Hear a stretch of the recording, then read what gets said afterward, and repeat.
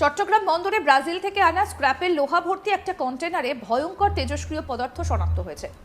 বন্দরে তেজস্ক্রিয়তা শনাক্তকরণে স্থাপন করা মেগাপোর্ট ইনিশিয়েটিভ রেডিয়েশন ডিটেকটিভ সিস্টেমে এই তেজস্ক্রিয় পদার্থ শনাক্ত হয়।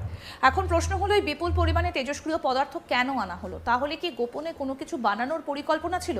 बांग्लादेश में न्यूक्लियर रिएक्टर ब्राजील से वाया पोर्ट, देखें उसमें पनामा कैनाल और फिर पोर्ट होते हुए चिटागोंग में इतने ज्यादा मुल्कों से घूमकर ये न्यूक्लियर इक्विपमेंट्स, और फिर दोस्तों आपको बताएं कि रिएक्टर जो न्यूक्लियर बम बनाने के लिए काम आता है वो अब चिटागोंग में जो पोर्ट है वहां पर पहुंचा है।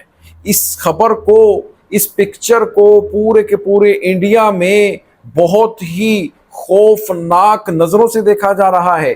वो अंदर ही अंदर बहुत ज्यादा घबराए हुए हैं। अब वेस्ट बंगाल मीडिया कह रहा है क्या इसमें जो अमेरिका है वो अब बांग्लादेश का साथ दे रहा है। अब जो अमेरिका है वो एक और न्यूक्लियर जो पार है ईस्ट वाली साइड पर, एक तरफ तो पाकिस्तान है वेस्ट में और एक तरफ ईस्टर्न जो बॉर्डर है फ्रंट है, वहां पर अब जो हिंदुस्तान है वो भी क्या अब न्यूक्लियर पार बनने जा रही है। अस्सलाम वालेकुम दोस्तों, मैं हूं एहसान खान और आप देख रहे हैं यूट्यूब चैनल एहसान रिएक्शन विद एहसान। मैं उम्मीद करता हूं आप जहां भी होंगे एंजॉय करते होंगे, मजे में होंगे और फिटफाट होंगे। दोस्तों आपको बताएं कि एक बहुत बड़ी खबर है, ब्रेकिंग न्यूज है, बड़ी डेवलपमेंट है जो इस वक्त सामने आई है। आपको बताएं कि जो न्यूक्लियर रिएक्टर है, जो न्यूक्लियर बम बनाने के लिए काम आता है, इसी तरह जो इक्विपमेंट्स होते हैं न्यूक्लियर, वो अब आए हैं ब्राजील से इंपोर्ट किए गए हैं बांग्लादेश में। देखें अगर अमेरिका चाहे तो ये इक्विपमेंट्स ना आने दे, यानी अमेरिका की रजामंदी है, अमेरिका की हाँ है, जिसकी वजह से ये जो न्यूक्लियर रिएक्टर हैं वो बांग्लादेश में पहुंचे हैं। चिटागोंग पोर्ट में ब्राजील से आए हैं, पनामा कैनाल से होते हुए, पनामा पोर्ट से होते हुए, दीगर मुमालिक की पोर्ट्स का इस्तेमाल करते हुए, यानी न्यूक्लियर इक्विपमेंट्स पहुंचे हैं बांग्लादेश में। इसका मतलब ये है कि अमेरिका भी सपोर्ट कर रहा है बांग्लादेश को।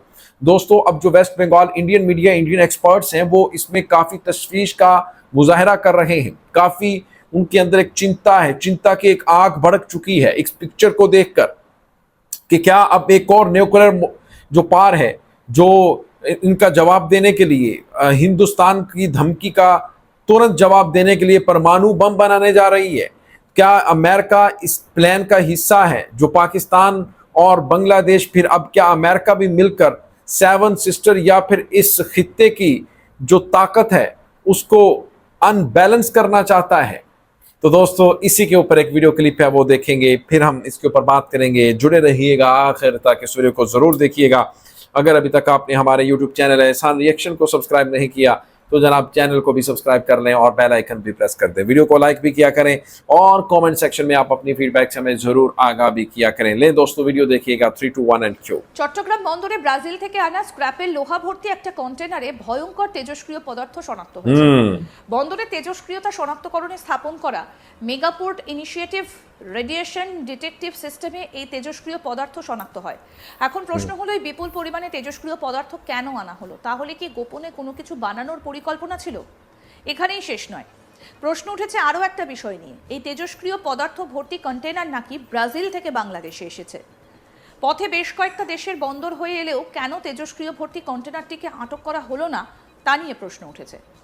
তেজস্ক্রিয় পদার্থ শনাক্তের পর চট্টগ্রাম কাস্টমস কর্তৃপক্ষ ওই কন্টেনারটির ছাড়পত্র স্থগিত করে আলাদা করে রেখেছে।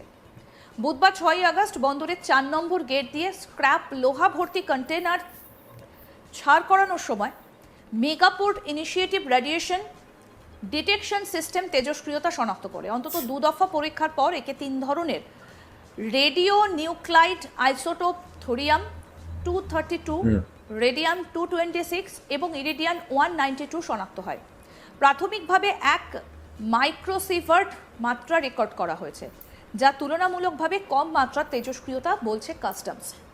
এরপরও কন্টেনারটা ডেলিভারি আপাতত বন্ধ রাখা হয়েছে, পরে এটাকে পৃথক স্থানে রাখা হয়। এর আগে ব্রাজিলের মানাউস বন্দর থেকে কন্টেনার বোঝাই জাহাজটা পানামা, নেদারল্যান্ডস এবং শ্রীলঙ্কার পৃথক বন্দর ঘুরে চট্টগ্রাম বন্দরে আসে গত 3 আগস্ট। চট্টগ্রাম বন্দরে তেজস্ক্রিয় পদার্থ শনাক্তের দ্বিতীয় ঘটনা এটা। এর আগে 2014 সালে চট্টগ্রাম বন্দরে একটা কন্টেনারে রেডিয়াম, বেরিলিয়ামের মতো তেজস্ক্রিয় পদার্থ ধরা পড়ে। তবে এবার ধরা পড়া কন্টেনারটা পরমাণু শক্তি কমিশনের কর্মকর্তাদের দ্বারা পরীক্ষার পর পরবর্তী সিদ্ধান্ত নেওয়া হবে। এই বিষয়ে পরমাণু শক্তি কমিশনকে চিঠি দেওয়া হয়েছে।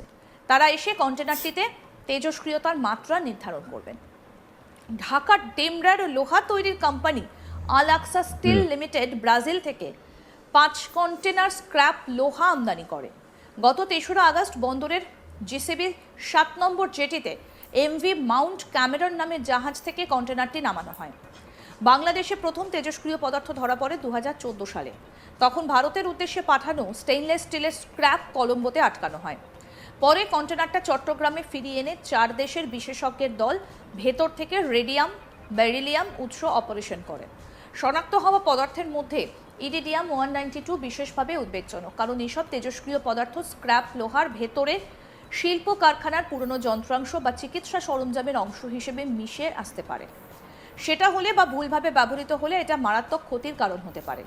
স্ক্র্যাপের স্তূপ এবং কন্টেনারের পুরো দেয়ালের কারণে প্রকৃত মাত্রা এর থেকে বেশি হতে পারে। दोस्तों, आपने वीडियो देखी है किस तरह से जो वेस्ट बंगाल का मीडिया है वो भी इस रिपोर्ट में अपना खतरा जो है वो महसूस कर रहा है और कह रहा है कि क्या अब जो अमेरिका है एक और मुल्क को न्यूक्लियर पावर बनाने जा रहा है, और ये जो दोस्ती है अमेरिका की बांग्लादेश के साथ वो नज़र भी आ रही है, क्योंकि जो टैरिफ है वो सिर्फ और सिर्फ 19 से 20% तक बांग्लादेश के ऊपर लगाया गया है।